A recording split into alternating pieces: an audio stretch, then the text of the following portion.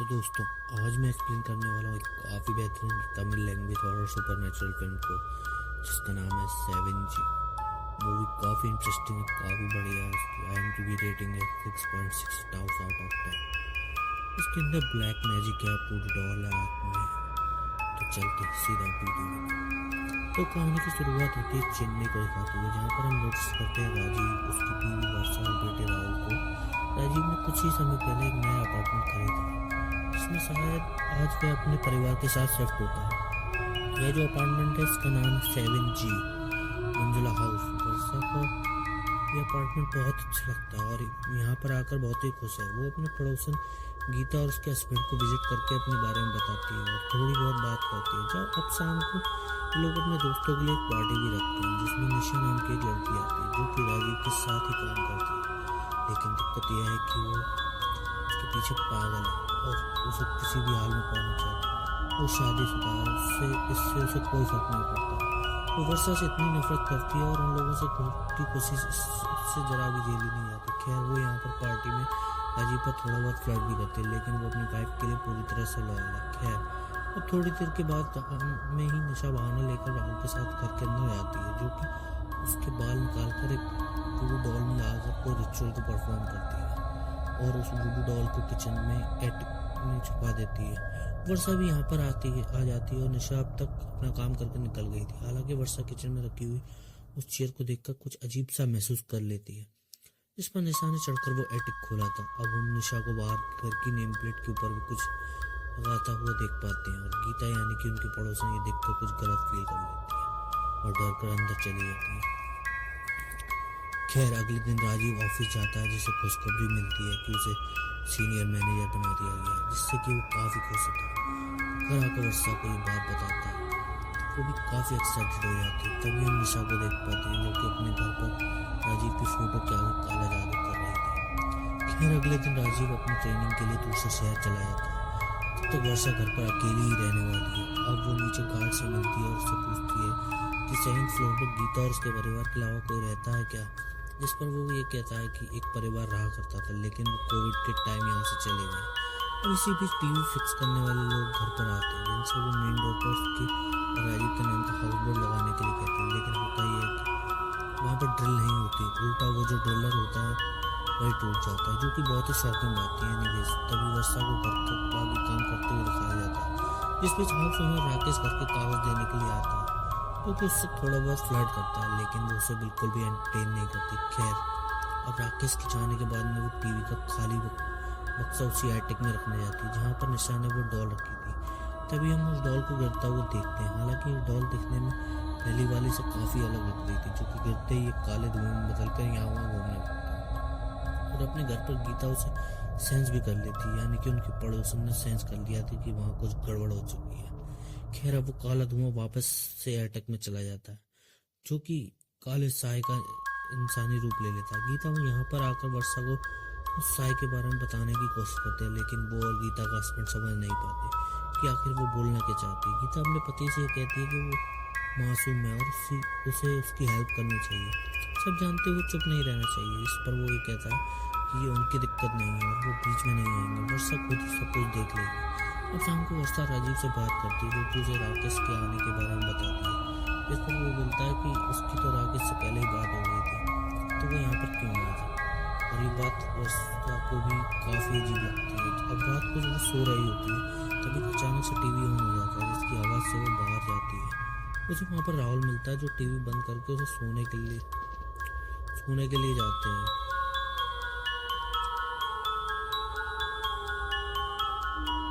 लेकिन वो पलट कर देखता है तो एक बच्चे के काले साय को टीवी के पास देख पाता है। थोड़ी देर बाद में टीवी फिर से ऑन हो गया था और वर्षा को ये देख कर लगता है कि उसका बच्चा बदमाश है और वो फिर से टीवी देख रहा है।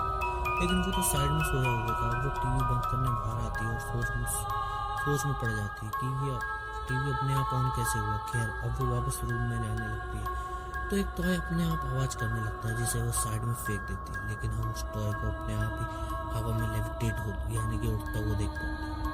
अब जैसा कि मैंने आपको बताया कि इन्होंने नया घर परचेज किया था, जिसके चलते यहाँ पर बहुत सारी चीज़ों की कमी थी। तो इसी के चलते अगले दिन ब्रॉडबैंड कंपनी वाले कनेक्शन लगाने के लिए आते हैं और वो उसको भी बाहर नेम प्लेट लगाने के लिए देते हैं, लेकिन वो उस वॉल को जैसे ही डल करता है तो मंजिल हाउस वाले बोर्ड में बनी हुई लड़की की आंख मूव होती है और वहाँ से खून की बौछार शुरू हो जाती है, जिससे डरकर वो भाग जाता है। वर्षा ये देखकर बहुत परेशान हो गई थी कि दीवारों से खून कैसे आ रहा था, जो कि गार्ड को बुला कर जाती है, लेकिन अब तक वहाँ से खून नहीं था, जिससे वो थोड़ी सी परेशान हो गई थी। अब थोड़ी देर के बाद में वो और राहुल शॉपिंग के लिए निकल जाते हैं, जिन्हें नीचे गार्ड मिलता है जो कि राहुल से बात करता है और अपना नाम बाला बताता है, जिस पर राहुल मजाक करता है कि क्रिकेट वाला या फुटबॉल वाला, जिसको सुनकर वो थोड़ा सा शॉक्ड होकर ये पूछता है कि ये उसे किसने सिखाया था। वो कहता है कि उसे ये रोशन ने सिखाया, जिसको सुनकर गार्ड काफी हैरान रह गया, मतलब कि उसके एक्सप्रेशन से साफ पता चल रहा था कि यहाँ पर कुछ गड़बड़ चल रही है। एनीवेज, अब थोड़ी देर के बाद में ये लोग शॉपिंग से घर आ जाते हैं तो मेन डोर पर एक सेल्समैन आता है जो कि कहता है कि यहाँ पर एक लेडी ने 2 ड्राइंग बुक्स को खरीदा था और 500 रुपये भी दिया था, जिसके छुट्टे उसके पास तब नहीं थे क्योंकि वो अब वापस करने आया। लेकिन वर्षा तो ये कहती है कि उसने तो कुछ भी नहीं लिया और वो यहाँ पर थी ही नहीं और यहाँ पर कोई और लेडी भी नहीं रहती। जिस पर वो सेल्समैन ये बोलता है कि वो यही मंजिला अपार्टमेंट था जहाँ से उस लेडी ने वो किताबें खरीदी, उसे 500 का नोट भी दिया था। इनफैक्ट वो उन किताबों को वहाँ पर पड़ा हुआ भी देख लेता है, जिसके चलते वो छुट्टे उसके हाथ में थमा लेता है। अब वर्षा इस बात से सोच में पड़ जाती है कि उसने किताबें कब ले ली और उसने तो किसी से भी कुछ नहीं लिया था। वो अपना बैग चेक करती है तो शॉकिंगली उसमें से 500 का एक नोट भी कम होता है और अब वो नीचे सीसीटीवी कैमरा चेक करने जाती है, जिसके अंदर वो अपने घर की रिकॉर्डिंग को चेक करती है और अब उसे उस रिकॉर्डिंग के अंदर कोई लेडी तो नहीं दिखाई देती, लेकिन हाँ किसी लेडी का हाथ जरूर दिखाई देता है क्योंकि उस सेल्समैन को 500 रुपये का नोट भी दे रही होती है, जिसको देखकर वो काफ़ी डर जाती है। अब वो वापस घर आती है तो राहुल ड्राइंग करते हुए उस किसी से बात कर रहा था जिसको वो देख नहीं पा रही थी और वो परेशान होने लगती है। लेकिन हम उस बच्चे के साय को देख पाते हैं। साथ ही साथ जब वो राहुल को चुप कराने उस हाथ उठाती है तब कोई उसका हाथ ही पकड़ लेता है, जिसकी उंगलियां उसकी कलाई पर छप गई थी और रात को वो और राहुल सो रहे होते हैं तभी निशा को उसके घर पर काला जादू करते हुए देखते हैं, जो कि एक स्पेल को कास्ट करती है और वहाँ वर्षा की नींद खुल जाती है। और वो अपने रूम के अंदर धुएं को नोटिस करती है और रूम से बाहर आती है तो पूरे घर को अंदर धुआं फैला हुआ था, लेकिन वो इस बात को नोटिस करती है कि यहाँ पर सब कुछ बदल चुका था और ये घर उसका था ही नहीं। अब कोई भी सामान वो पहचान नहीं पाती। वो आगे जाती है तो वो काला साया उसे हॉन्ट करता है, जिससे डरकर वो जाग जाती है क्योंकि ये बस एक नाइटमेयर था। और जब वो बाहर आती है तो उसे जमीन पर एक वही काला साया दिखाई देता है क्योंकि उसे वाकई में हॉन्ट करता है, जिससे कि वो डर जाती है और रूम के अंदर चली जाती है। और यहाँ पर हम घर के अंदर किसी की परछाई को भी मूव होता हुआ देख पाते हैं, यानी कि यहाँ घर के अंदर वाकई में कुछ ना कुछ तो हो रहा था। शायद से निशान ने जो काला जादू करा था वो चल रहा था। और अगले दिन वर्षा बहुत ही ज़्यादा परेशान थी। उसे ऐसा लग रहा था कि कहीं ये उसका भ्रम तो नहीं, और इसके बारे में बात करने के लिए वो अपने दोस्त को कॉल करती है और उसे मिलने बुला लेती है। यहाँ पर वो लिफ्ट में थी और राहुल का स्कूटर अब अपने आप मूव करने लगता है, अपने आप चलने लगता है, जिससे वो बहुत ही ज़्यादा डर कर वो उसको यहाँ से निकाल कर ले जाती है। अब वो अपनी दोस्त रिया से मिलती है और अपने साथ हो रही घर के अंदर सारी घटनाओं के बारे में उसे बताती है। रिया ये बोलती है कि शायद उसका भ्रम होगा क्योंकि नए घर के अंदर आने के बाद ऐसा होता है। ऊपर से वो अकेली भी रहती है और अगर फिर भी उसे ऐसा लगता है कि वहाँ पर कुछ दिक्कत है तो वो आज रात उसके साथ रहकर खुद ही सब कुछ देखेगी। अब रात को वो उसके घर पर आती है और थोड़ी बहुत बात करती है और अभी कुछ भी फील नहीं हो रहा होता। खैर अभी ये लोग सोने चले जाते हैं, लेकिन आधी रात को रिया की कॉल से वर्षा की नींद खुलती है। रिया ये कहती है कि वो वहीं पर सोई थी, लेकिन जब वो जागी तो वो टेरेस पर थी जहाँ पर एक काला साया उसे हॉन्ट कर रहा था। इसकी वजह से वो वहाँ से भाग गई और वो साया वर्षा को चैन से नहीं सोने देगा और वो ये घर जल्दी से छोड़ दी। यानी कि रिया को यकीन हो चुका था कि वहाँ पर वाकई में कुछ है। ये सुनकर वर्षा बहुत ही ज़्यादा डर गई थी और इसी बीच हम गीता को देख पाते इसके दरवाजे की बेल रिंग होती है। वो की होल से देखती है यहाँ पर हमें तो कुछ नहीं दिखता, लेकिन वो ये कहती है कि बाहर मंजिला है, लेकिन उसका हस्बैंड ये कहता है कि ऐसा कुछ भी नहीं है और वो चुपचाप रहे। अब अगले दिन राजीव घर आ जाता है और जिसे वो ये सारी बातें बताती है, लेकिन वो इन बातों पर ऑब्वियसली यकीन नहीं करता। अब अगले दिन हम निशा को देख पाते हैं जो कि रिया से बात करती है, तो वो वर्षा के घर के बारे में सारी बात बता देती है। तो रिया यहाँ पर ढोल की तरह इस बात को पूरे ऑफिस में फैला देती है जो कि राजीव को अच्छी नहीं लगती है और वो वर्षा से बात करता है। इनकी थोड़ी बहस भी हो गई थी। अब वर्षा ये नोटिस करती है कि राहुल गायब हो चुका है, जो कि गीता के घर जाता है और उनसे अपनी ड्राइंग बुक को मांगता है, जो कि कहते हैं कि वहाँ पर कोई बुक नहीं है, लेकिन अंदर जाने पर सब किताब छुपी हुई मिलती है। जो बात उन लोगों को काफ़ी अजीब लगती है कि वो किताब उनके घर पे कैसे है। वर्षा गुस्से में वहाँ पर आकर उसे घर पर ले जाती है और घर आकर रिया को कॉल करती है, जो कि उसे ये सजेस्ट करती है कि वो किसी ब्लैक मैजिक एक्सपर्ट से बात करे, क्योंकि उसके घर पे जो हो रहा था वो शायद काला जादू ही है। अब वो रिया को वीडियो कॉल पर रखकर गूगल से ब्लैक मैजिक एक्सपर्ट ढूंढने लगती है, लेकिन जो वर्ड्स होते हैं वो अपने आप ही मिट रहे थे। अब रिया उसके पीछे एक फीमेल गोस्ट को देखती है, जिस पर वर्षा ये कहती है कि उसे पता है कि यहाँ पर कोई और भी है, लेकिन अब वो उससे नहीं डरेगी। इतने में राहुल के चिल्लाने की आवाज़ आती है, जिसे किसी इनविजिबल फोर्स ने बालकनी से नीचे लटका रखा है। वर्षा उसे बचाती है और फिर पूजा करने से उसके सर पर तिलक लगाती है, लेकिन वो अजीब सा बर्ताव करके तिलक को हटा देता है। खैर अब वो बाहर जाकर मंजुला हाउस वाला बोर्ड तोड़ने लगती है, लेकिन तभी वहाँ पर जो पड़ोसी होते हैं वो उसे रोकने आते हैं, लेकिन वो सब पर गुस्सा करने लगती है। अब वो अंदर जाकर जोर जोर से कहती है कि यहाँ पर जो कोई भी हो वो उससे नहीं डरती और वो कुछ भी करे वो ये घर छोड़कर नहीं जाएगी, और हिम्मत है तो वो उसके सामने आकर दिखाए। जिसके साथ ही शॉकिंगली एक जला हुआ घोंसली हाथ उसका गला पकड़ लेता है और उसे हवा में लटका देता है, और उसका हस्बैंड उसकी आवाज़ सुनकर यहाँ पर आता है। वो वर्षा को देखकर बहुत ही परेशान होकर ये कहता है कि मंजुला ऐसा मत करो, उसे छोड़ दो, वो मासूम है, और अब वो नीचे आ जाती है।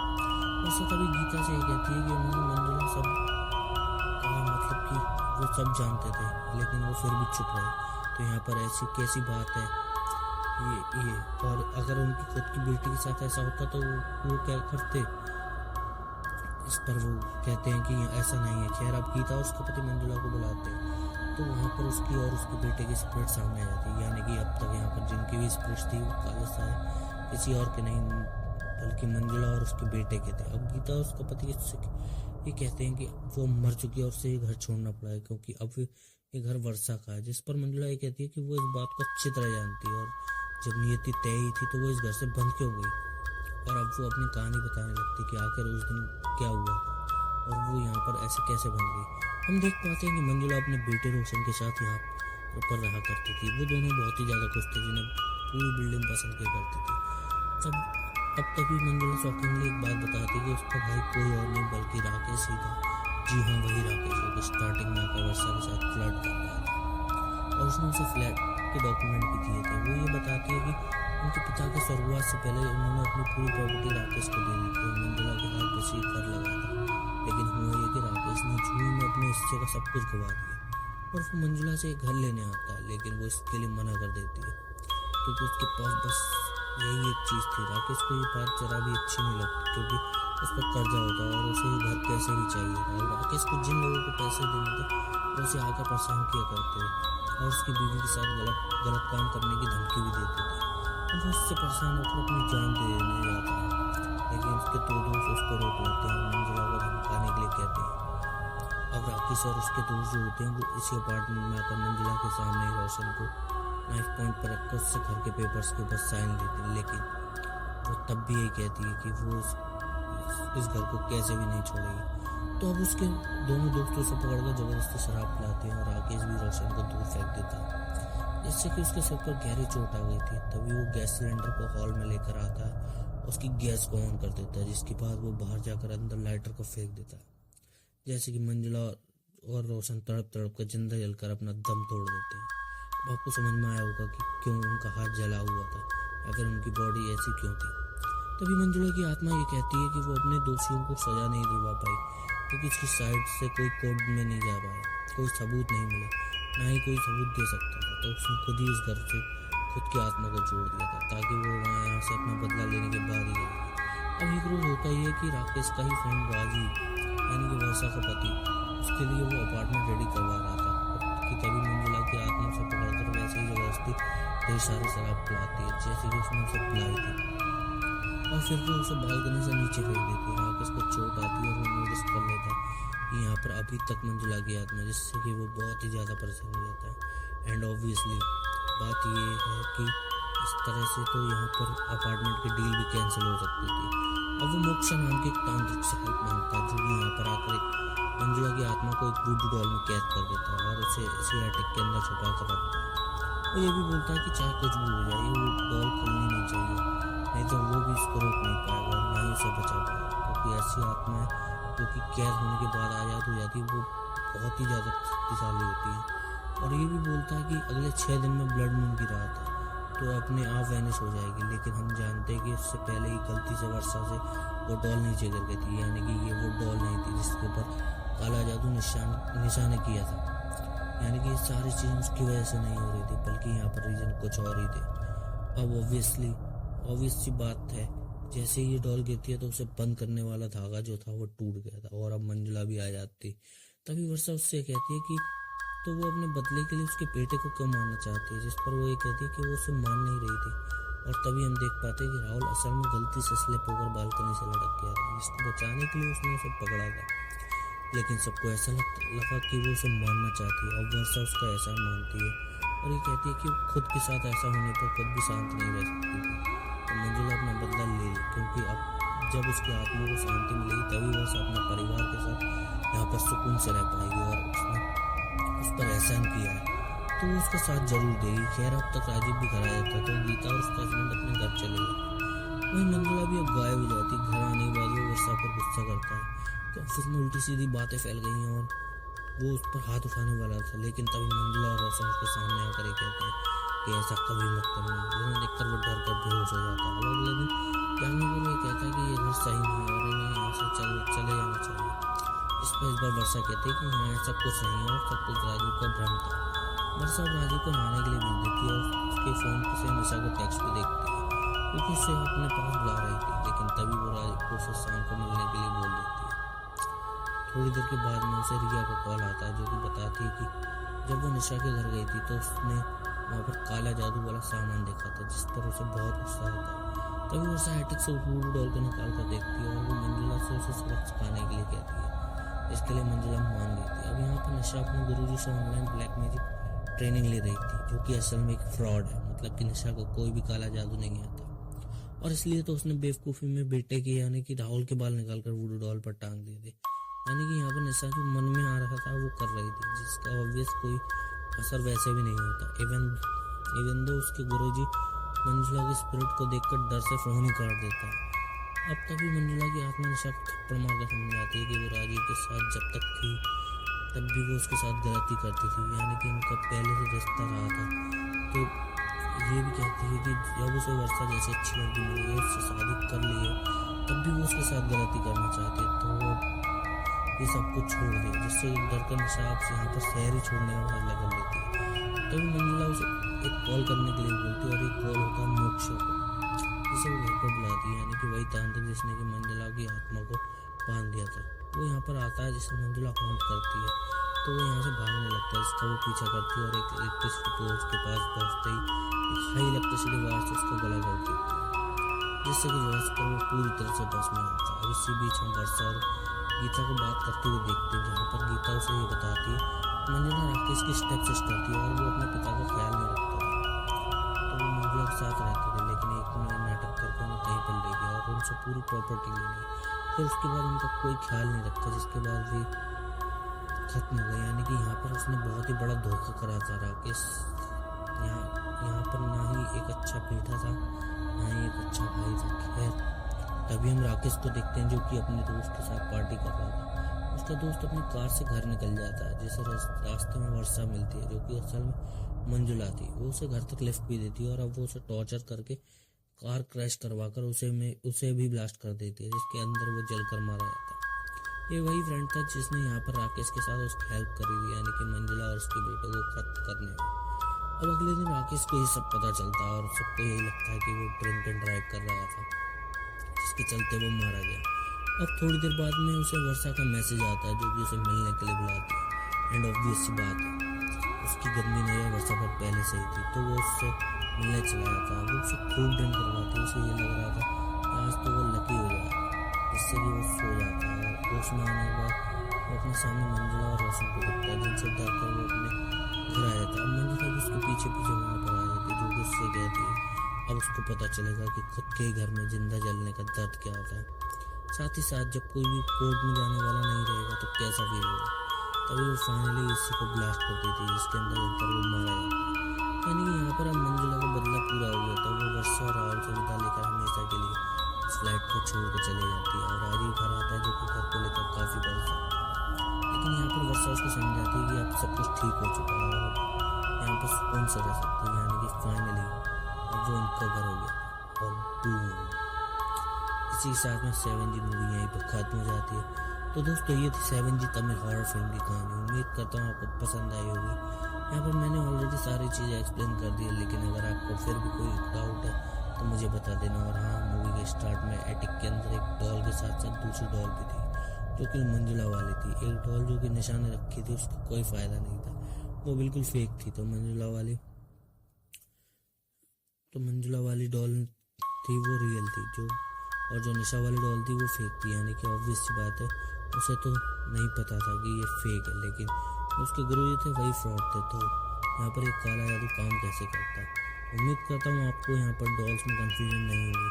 और एक डॉल जो कि ओरिजिनल थी, जिसको मोक्षा ने बांध कर रखा था उसके अंदर, किसी और की नहीं बल्कि मंजुला और उसके बेटे की कैद थी, जो कि 6 दिन में गायब हो जाती।